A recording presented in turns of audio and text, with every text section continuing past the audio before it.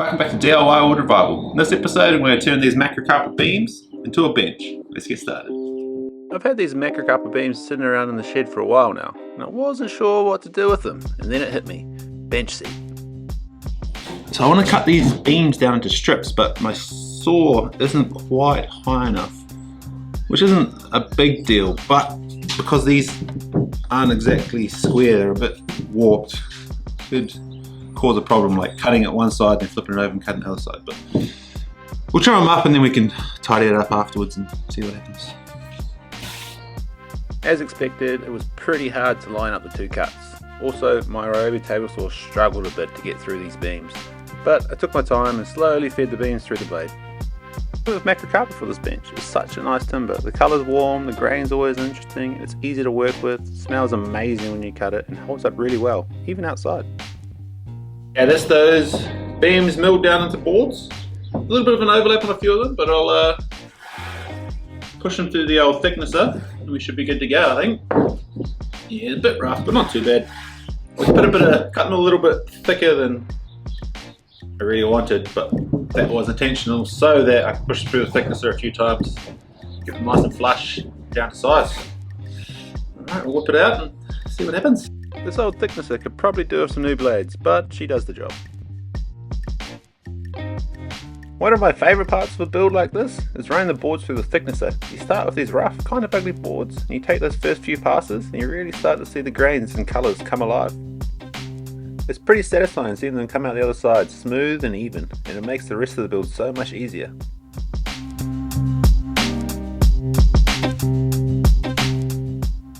Okay, so it's all trimmed up now. It's looking pretty good actually. It's come up quite nice.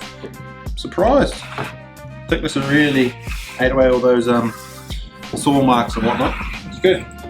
One thing I have noticed is though, the heartwood is beautiful orange colour, and then the edge sapwood is quite pale. Not sure what I'll do. Maybe I think I actually quite like it though. I might just go straight darkest to lightest.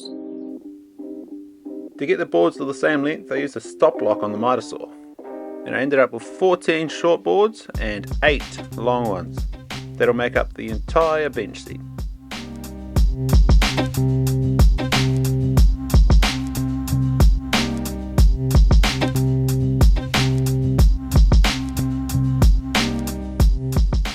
After I trimmed everything to length, I laid it all out to get an idea of what it will look like, and then I started sanding with 120 grit on the orbital sander. This was the most time consuming part.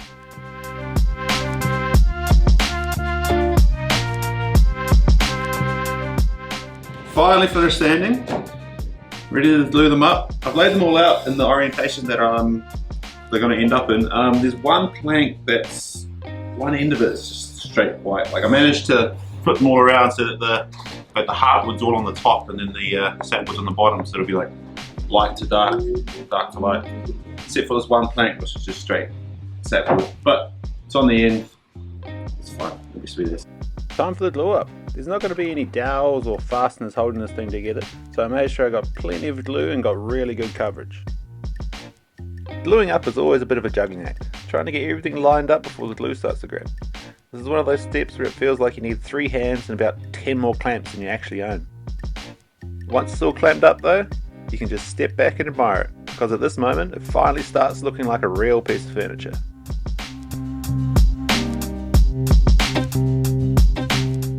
I'm not quite sure where this bench is going to end up yet, but I like the idea of having it at the back overlooking the paddocks and the animals. Feels like the perfect spot to sit and have a coffee and watch the world go by, or at least look like I'm doing something productive while I'm actually just sitting down.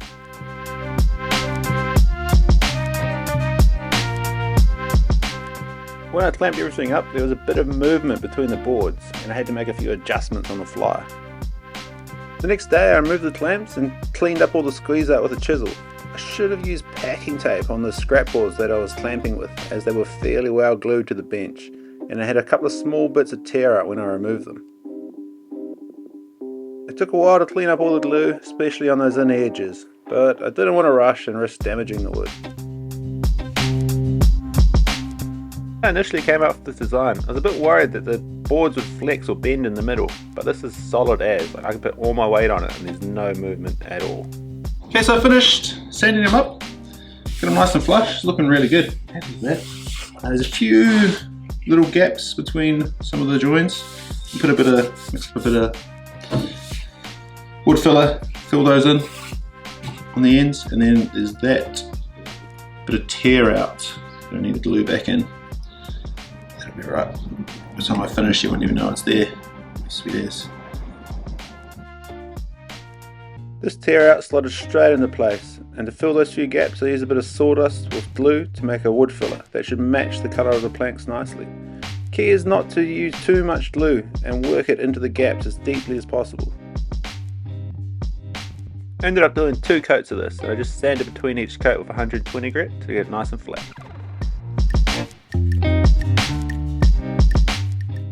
So that sanded up real nice, all those few little gaps filled in with that bit of wood putty that I made up. Next I'm going to trim this flush, because I mean, when I clamped it all together they were pretty flush, but because there's so much glue and there's a bit of movement there, so it's not quite right. There's a bit of a couple of them stick out a little bit too much, but I'll just cut that across there with my circular saw. But my circular saw was not deep enough to go all the way through, so I've got a cunning plan. I'll cut as deep as I can from the top down, and then flip it over. But instead of just cutting that way, from the other side as deep as I can, and try to match up the cut, because I know I wouldn't quite get it right. It'd be just off, but then I'd have to sand it for ages and try to get flush. I'm gonna flip it over, and then I'll cut, use my circular saw, and get max angle it can do is like 50 degrees or 55 degrees or something, and I'll cut a 55-degree angle back that way, and then it won't really matter because it'll just meet where the cut is on this side, and I think that'll look quite nice with that little taper there on that corner. Just take off that sharp corner edge. Give it a go. Ended up going for a 45-degree cut on the bottom edge, and I had to do multiple passes because my little circuit saw was struggling at full depth. I may have made a mistake when I measured it all out, so the cuts didn't quite match up, and I had to finish them off with a handsaw, and then I cleaned it all up with an orbital to get it nice and flush. I decided to add a taper to the ends of this bench just to soften it up a bit. Without it, the ends felt a bit chunky or heavy, and the taper gives it a cleaner, more balanced look. It's a small detail, but it makes the whole thing feel a bit lighter and more finished. This is always the part I look forward to, putting on the finish. I'm using Danish oil here because it really brings out the grain and gives the wood a nice natural sheen without making it too glossy. It always amazes me how much character comes out of the wood with just a little bit of oil. All those details and colours that you didn't really notice before start to pop. Plus it's really nice simple finish to maintain over time.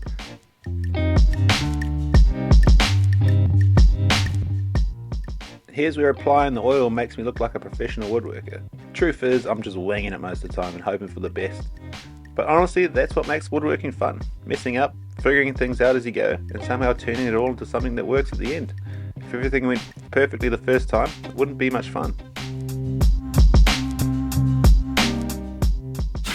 All oiled up, almost finished. Got to attach the legs. Got these nice black legs off Temu. I think the set was like 40 New Zealand dollars or something. Pretty cheap. Never hear it in a couple of days, which is handy as. Blows my mind. It comes from China and it's here within like 4 days. Sometimes I order stuff from Auckland and it takes like 2 weeks. Weird. But, however, the legs did come with screws, which, I mean, I'm sure they'll be fine, but they're just gonna work their way free after a while. There's any sort of movement there. So we bought some threaded inserts. Those are the black screws. We bought some threaded inserts and some bolts. Fortunately, I didn't have black bolts, but that'll do. I'm not gonna see them underneath. Anyway, be fine. So attach those and we're finished. Unfortunately, my local hardware store didn't have the screw-in threaded inserts, so I gave these press-in inserts a go. They were really easy and quick to install, but I'm not so confident that they won't pull out over time. Regardless, I'll give them a go, and if they start to come loose, then I'll swap them out for the screw-in type. And just like that, it's done. Stoked with how this came out. There is that one board that's lighter than the others, and somehow it made its way into the middle, but I actually kind of like the contrast. Those slick black legs give the whole thing a modern look as well.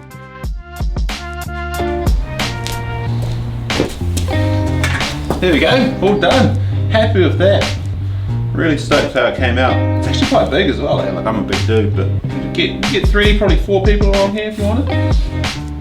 Anyways, if you like this video, don't forget to like and subscribe for more DIY wood revival content. Thanks for watching.